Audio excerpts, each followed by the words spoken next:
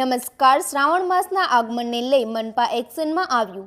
ભક્તોની સુવિધા અને સ્વચ્છતાને પ્રાથમિકતા આપતા રામનાથ મહાદેવ મંદિર વિસ્તારને સ્વચ્છ બનાવવા વિશેષ અભિયાન શરૂ કરવામાં આવ્યું.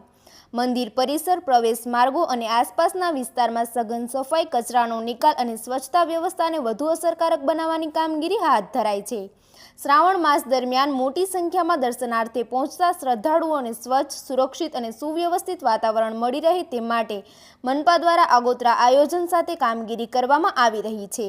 વધુ સમાચાર માટે જોડાયેલા રહો આરપી ગુજરાત ન્યૂઝ, રાજકોટ.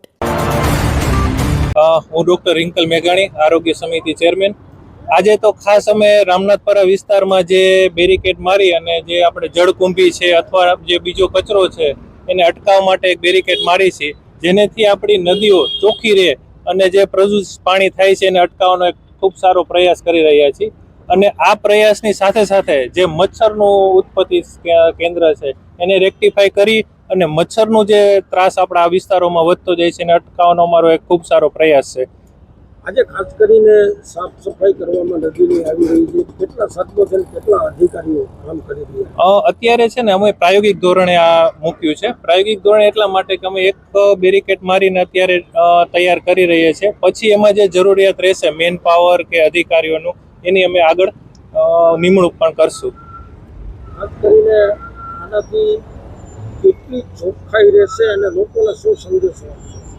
ચોખ્ખાઈ તો અમારી પહેલી પ્રાયોરિટી જ રહેશે કે ભાઈ લોકો તંદુરસ્ત રહે, આપણા નદી નાળા ચોખ્ખા રહે, જેથી જે બીમારી છે, જીવજંતુઓ છે, મચ્છર છે જેવા ઉત્પત્તિ સ્થાનો આપણે એને અટકાવી શકીએ. અને અમારો પૂરો પ્રયાસ છે કે ભાઈ સફાઈ હશે તો સ્વચ્છતા હશે, સ્વચ્છતા હશે તો રોગચાળો અટકશે. ખાસ કરીને રામનાથ મહાદેવમાં કચરો ભરાઈ ગઈ, એના માટેનું હવે આયોજન શું છે?